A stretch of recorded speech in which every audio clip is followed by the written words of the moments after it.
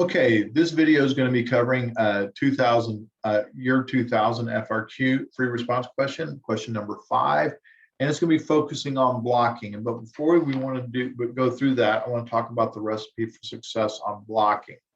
All right, I'm only going to go through the first part. Once again, you're not going to get credit for the diagram, but you need to know how to interpret it and use this as a guideline for what you need to write. So we're going to talk about the blocking variable. The blocking variable is what you are going to block on first. It could be gender, in which case is like male and female. I'm not randomly assigning male and female. This is something that you're born with. All right. Same with, I could be blocking on age, over 50 and under 50. All right. So making groups that are already subdivided, or maybe it's upperclassmen and lowerclassmen. Then once I put them in the groups that they belong in based on their characteristics, because remember, we're blocking on common characteristics that we believe that will impact the study. So we believe that being an upperclassman changes your behavior versus a lowerclassman. Then we randomly assign to the treatments, and the treatment might be 8 hours of sleep, 6 hours of sleep, 4 hours of sleep. And then ultimately we're going to compare results. Notice each group, if this is males, they get the same treatments as the females, all right? And then we're going to compare grades at the end, all right? So explain what you're blocking on, explain the random allocation. So how did we randomly assign? We put all the names in a hat or flipped a coin, and then we identify our response variable. In this particular case, I have two variables. I have my treatment group and my blocking variable. So this is a blocking variable. This is the blocking variable. This is my treatment variable. So essentially, I have, in this case, 2 levels, male and female, and then I have 3 treatment levels. So 2 times 3 is 6. In this particular case, I have 6 levels, all right? But I have 2 variables, the blocking variable and the treatment variable. All right, so here we go. High cholesterol level in people can be reduced by exercise or by drug treatment. A pharmaceutical company has developed a new cholesterol reducing drug. Researchers would like to compare its effects to the effects of the cholesterol reducing drug that is currently available on the market. So in this particular instance, we're comparing 2 things. We're comparing a new drug to an existing drug. All right. Volunteers who have a history of high cholesterol and who are currently not on medication will be recruited to participate in the study. So basically, we've controlled for outside variables by saying you have to have high cholesterol to be in this study. And we're also going to say you're not on medication. So we're controlling for things in that way. Explain how you would carry out a completely randomized design. Okay, so in a completely randomized design, we're not blocking, and that's what we did in our previous video. So let's talk about this. We can place all the names of the volunteers have been and mixed. Draw 50% of the names and assign to the old cholesterol drug protocol. The remaining is assigned to the new cholesterol drug. After an appropriate time, the cholesterol levels between the 2 groups to determine which drug had been successful and in lowering cholesterol. And should have been the most successful in lowering cholesterol. Now, let's look at this real quickly. We talked about the random assignment. Group 1 was the new drug, group 2 is the old drug. So I mentioned what I'm comparing. Now, at the end, I have my response variable, and the response variable is cholesterol level. Really important that you have all of those parts there. You're not going to get credit for drawing the diagram, but I will tell you this, you need to be able to interpret it, and it gives you a good map as to what you talk about. How did we randomly assign? We put all the names in a hat. What were they randomly assigned to? The new drug, the new the new cholesterol drug and the old cholesterol drug. What did we measure at the end? We measured their cholesterol levels, which is our response variable.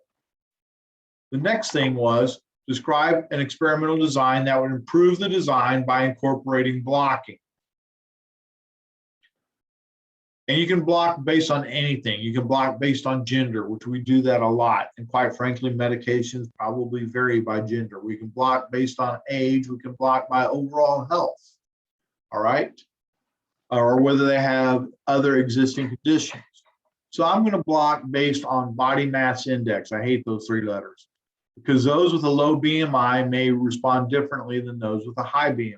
I actually know a little bit about this. I know that there are people that have high cholesterol who have low BMI. That's a very, very dangerous and much more difficult situation than those who are actually overweight, which has its own dangers. Randomly assign subjects within each block to the different drugs, such that half of those in the low BMI group are assigned to the old drug and the remaining half are assigned to the new drugs. Notice this is key, all right? This is super, super important. Half are assigned to the, in the low BMI, half are assigned to the new drug and half are assigned to the old drug. Both treatments, they get both treatments. The low BMI gets both treatments. Not each individual, but half of them will. So, but I said, hey, we have to assign it. I need to explain how to do it. This can be achieved by placing the names of those in the low BMI group in a bin and mixing. The first 50% would be assigned to the new drug and the remaining 50% would receive assigned to the current medication. So basically I assigned in the low BMI group, you got the new drug and the old drug. Then the next thing. And so I blocked by volunteer by BMI. So here's my diagram because this will help understand. So we go to the low BMI. All right, so we have a low BMI group and a high BMI group. Right now we're looking at the low BMI. I'm going to random assign them by if you're in the low BMI group, put your name in a hat and draw. Half of you are going to get the new medication, half of you are going to get the old medication. All right. So if you got chosen into the low BMI because you're not fat, the high BMI because you are overweight. All right. All right. So now we need to talk about the high BMI group. Those in the high BMI group will also be randomly assigned so that half get the new medication and half get the current medication. All right. And I can achieve that once again by placing all their names in a hat and drawing. The first 50% would get the new drug and the remaining 50% would get the current medication. Please note, I have to talk about random assignment. All right. And half are getting the new medication in the high BMI and half are getting the current. Always will be that way. All treatments will be within the block. After an appropriate time, cholesterol levels will be compared to determine which medication had been more effective in lowering cholesterol. Really important that you know that in a block design, that each block gets all the treatments. Not each individual, but each block does. So half are getting the new and half are getting the old. Because if I just gave the low BMI the new medication and the high BMI the old the medication, there would be a confounding based on body mass. We wouldn't know if it was the drug that was more effective or was impacted causing the change, or whether it was the BMI. Finally, part C, can this experiment be carried out in a double-blind manner? Explain. So we want a double-blind manner. That means the participant and the data collector would not know what medication is being given. Yes, this experiment can be carried out in a double-blind manner.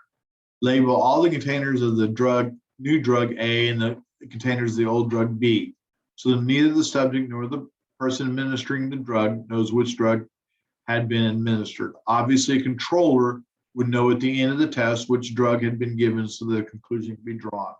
So basically we're saying, oh, you got drug A, and we measure all the changes. It's like drug A had this great amount of change or had a greater change than drug B.